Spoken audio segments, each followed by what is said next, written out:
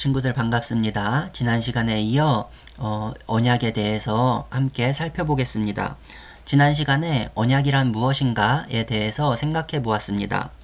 언약이란 첫 번째로 하나님과 사람 사이에 맺은 계약입니다. 하나님께서 사람과 특별한 사귐을 가지시기 위해 사람에게 베풀어 주신 최고의 선물이 바로 언약입니다.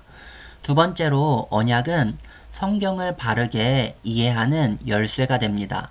언약의 관점으로 성경을 볼 때 우리는 그 하나님의 언약 안에 베풀어진 신실하신 사랑을 깨달을 수 있습니다. 오늘은 하나님께서 창조 시에 처음 맺은 타락 전 아담과 맺은 언약에 대해서 살펴보겠습니다. 하나님께서 세상을 창조하시고 특별히 사람을 하나님의 형상에 따라 창조하셨습니다. 사람은 본능만 가진 동물과 같지 않고 지성과 감정과 의지를 가진 인격적인 존재입니다. 하나님께서 이렇게 사람을 특별하게 창조하신 이유는 모든 피조물 가운데 오직 사람만이 하나님과 사귐을 누릴 수 있게 하시기 위함입니다. 하나님께서 사람에게 이렇게 말씀하셨습니다. 창세기 2장 16절 17절 말씀입니다. 여호와 하나님이 그 사람에게 명하여 이르시되 동산 각종 나무의 열매는 네가 임의로 먹되 선악을 알게 하는 나무의 열매는 먹지 말라. 네가 먹는 날에는 반드시 죽으리라 하시니라. 하나님은 아담과 영원한 사귐을 갖기 위해서 특별한 언약을 맺으셨습니다. 이 언약의 내용을 조금 더 살펴보겠습니다. 이 언약에는 약속과 형벌이 있습니다. 먼저 먹지 말라 했을 때 언약의 약속은 하나님과 생명의 교제를 누리는 것입니다. 하지만 반대로 먹었을 때의 형벌이 있습니다. 그것은 죽으리라 라는 것입니다. 이 언약의 조건은 아담의 순종입니다. 그래서 이 언약을 행위 언약이라고 부릅니다. 여기서 하나님의 통치를 우리가 알 수 있습니다. 하나님께서는 그 말씀에 순종하는가 불순종하는가에 따라서 그의 통치를 나타내십니다. 순종할 때에는 영원한 생명을, 불순종할 때에는 죽음의 형벌을 주십니다. 죽음이란 무엇일까요? 우리가 이 죽음에 대해서 세 가지 차원으로 생각해 보겠습니다. 첫 번째로는 육체의 죽음이 있습니다. 육체의 죽음은 육체의 생명적 기능이 없어지는 것입니다. 육체의 호흡이 다하는 것이라고 할 수 있습니다. 우리가 일반적으로 생각하는 죽음이 바로 이 육체의 죽음입니다. 하지만 영혼의 죽음이 있다는 것을 아는 사람은 많지 않습니다. 영혼의 죽음이란 하나님과의 생명적인 교제가 끊어지는 것입니다. 생명의 근원이신 하나님과 단절된 상태를 영혼의 죽음이라고 합니다. 아담과 하와가 하나님의 첫 번째 명령을 어겼을 때 하나님과의 영혼의 교제가 끊어져 수치를 느끼고 하나님의 낯을 피하여 도망간 상태는 그가 하나님과 단절되었음을 의미합니다.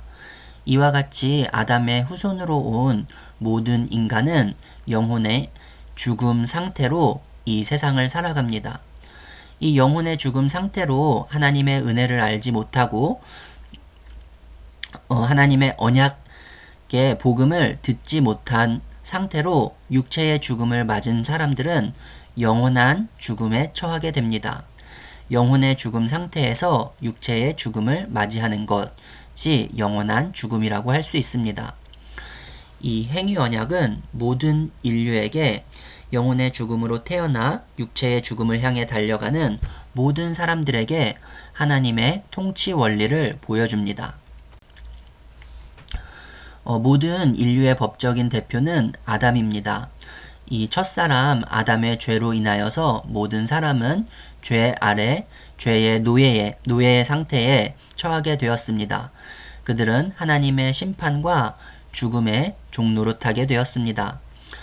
인류의 대표자인 아담의 불순종으로 인하여서 스스로는 하나님의 말씀에 순종할 수 없고 구원을 얻을 수 없는 상태가 되었습니다.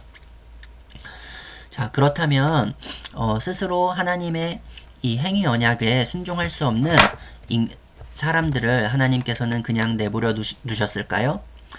그렇지 않습니다. 하나님께서는 두 번째 아담, 두 번째 대표 선수인 예수님을 우리에게 보내주셨습니다. 로마서 5장 17절 말씀입니다. 한 사람의 범죄로 말미암아 사망이 그 한 사람을 통하여 왕노릇하였은즉 더욱 은혜와 의의 선물을 넘치게 받는 자들은 한 분 예수 그리스도를 통하여 생명 안에서 왕노릇하리로다. 예수님께서는 하나님의 말씀의 요구를 순종하셨습니다. 그러므로 생명과 사랑의 선물을 예수님 안에 있는 자들에게 허락하셨습니다. 두 번째 아담으로 오신 예수님께서는 완전한 순종을 이루시고 우리의 죽음을 대신 해결하셨습니다. 비록 아담은 불순종하여 모든 인류와 하나님의 행위 언약이 깨어졌지만 하나님께서 정하신 이 행위 언약의 원리는 변함없이 우리에게 요청됩니다. 하이델베르크 요리문답 4문입니다. 하나님의 율법이 우리에게 요구하는 것은 무엇입니까? 그리스도는 마태복음 22장에서 이렇게 요약하여 가르치십니다. 내 마음을 다하고 목숨을 다하고 뜻을 다하여 주 너의 하나님을 사랑하라 하셨으니 이것이 크고 첫째 되는 계명이요 둘째는 그와 같으니 내 이웃을 내 몸과 같이 사랑하라 하셨으니 이 두 계명이 온 율법과 선지자의 강령이니라. 이것이 모든 인류에게 하나님께서 요구하시는 것입니다. 물론 이 하나님을 사랑하고 이웃을 사랑하는 하나님의 요구를 온전히 순종할 수 있는 사람은 없습니다. 우리는 다 아담의 죄로 인하여서 타락한 상태에 있기 때문입니다. 하지만 두 번째 아담이신 예수님 안에서 구원받은 자들은 예수님의 영 안에서 하나님께 순종할 수 있는 능력을 받습니다. 예수 그리스도 안에서 구원받은 우리는 항상 하나님의 말씀을 듣고 순종해야 합니다. 왜냐하면 하나님의 말씀에 순종하는 것만이 우리에게 생명의 소망을 주기 때문입니다. 우리가 연약하여 넘어지고 실패하더라도 이미 모든 것을 순종하시며 십자가 안에서 하나님의 언약을 성취하신 예수님의 은혜로 우리는 날마다 승리하며 소망 가운데 살아갈 수 있습니다. 함께 기억해 보겠습니다. 첫째, 사람은 하나님의 형상으로 창조되어 하나님과 특별한 사귐을 가질 수 있는 존재이다. 둘째, 첫사람 아담은 인류의 대표로 하나님과 행위 언약을 맺었다. 셋째, 행위 언약은 하나님의 통치 원리를 보여준다. 순종은 생명을, 불순종은 죽음을 주는 원리를 보여줍니다. 넷째, 아담의 불순종으로 행위 언약은 깨졌고 하나님께서는 둘째 아담 예수님을 보내주셨다. 그러므로 아담의 행위 언약으로 하나님께 나아갈 수 있는 사람은 아무도 없지만 모든 것을 이루신 둘째 아담 예수님 안에서 우리는 하나님께 나아갈 수 있습니다. 그 예수 그리스도의 사랑을 생각하며 이번 한 주간도 하나님 말씀 안에서 승리하는 우리 친구들 되시길 바랍니다. 감사합니다.